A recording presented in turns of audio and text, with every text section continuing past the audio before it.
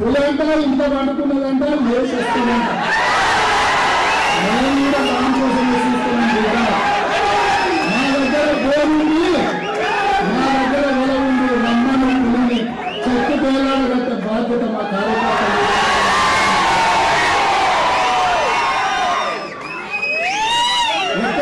కొత్త రోజుల వాళ్ళు అందరూ వచ్చి కార్యకర్తల శక్తి ఇప్పటికైనా మీకు అర్థం కావాలి. ఆ అహంకారం ఉంది, ఆ బలుపోయింది, ఆ మాటలేదు, ఇంకా కూడా దిగినట్టు లేదు. అధికార అహంకారం నుంచి బలుపు తగ్గినట్టు లేదు. ఉద్యోగ పార్లమెంట్ ఎన్నికలలో ఆ బలుపును కూడా దించే పని మా కార్యకర్తలు తెలుసుకుంటారు. అందుకే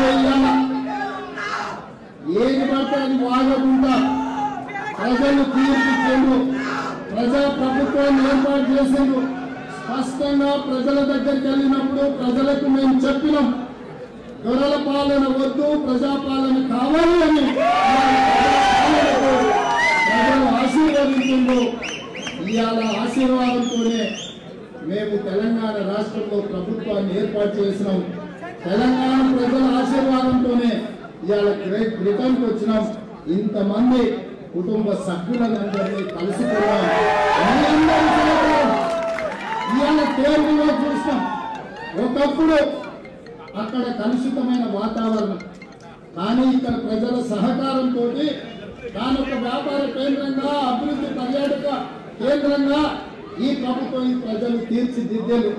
అందుకే ఈరోజు నా ప్రజలకు, తెలంగాణ ప్రజలకు మూసి రివర్ ఏదైతే ఉందో ఈ రోజు కాలుష్యంతో మూసి మొత్తము మురికి కూపంగా మారి, అందుకే ఈ రోజు పోటీ పడి మోర్ మూసి 2024 అనే ప్రాజెక్టు తోటి ఈ రోజు అమలు చేయాలని హైదరాబాద్ నగరాన్ని ప్రపంచ నగరాలతో పోటీ పడే విధంగా అభివృద్ధి వైపు నడిపించాలని 55 కిలోమీటర్ల మూసి రివర్ ను పూర్తిగా సజీవంగా ప్రజల ముందు సాక్షాత్కరించాలని ఇవాళ ఒక గొప్ప లక్ష్యంతోనే ఈ దేశం రావడం జరిగింది.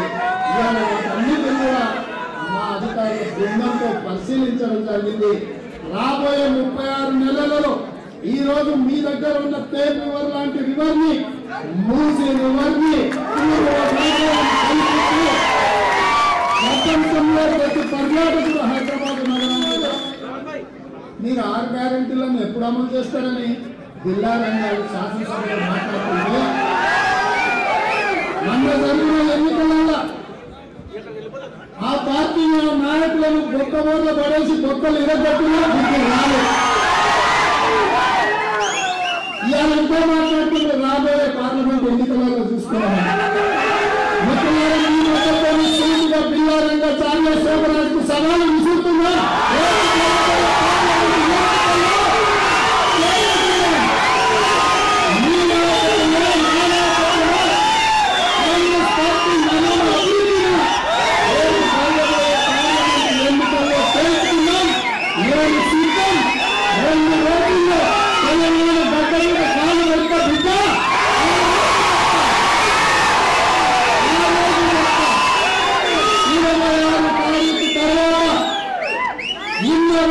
మొదలుపెట్టి తెలంగాణ రాష్ట్రం నలుమూలల సుడిగాలి పర్యటన చేస్తా.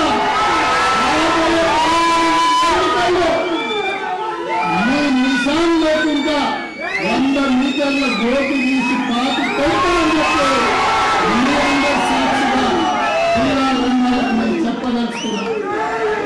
మిత్రులారా, ఎన్నికలప్పుడే రాజకీయాలు, మిగతా సమయంలో పరిపాలన, రాష్ట్రం అభివృద్ధి అన్న ఆలోచన ఉన్నవారు ఇవాళ అభివృద్ధి వైపు, సుపరిపాలన వైపు రాష్ట్రాన్ని నడిపించాలన్న ఆలోచనతోటి అందరినీ సమన్వయం చేసుకొని ఇవాళ ముందుకెళ్తుంటే ప్రతిరోజు ఓర్వలేక నేను కూడా మీలాంటి సామాన్యమైన రైతు కుటుంబం నుంచి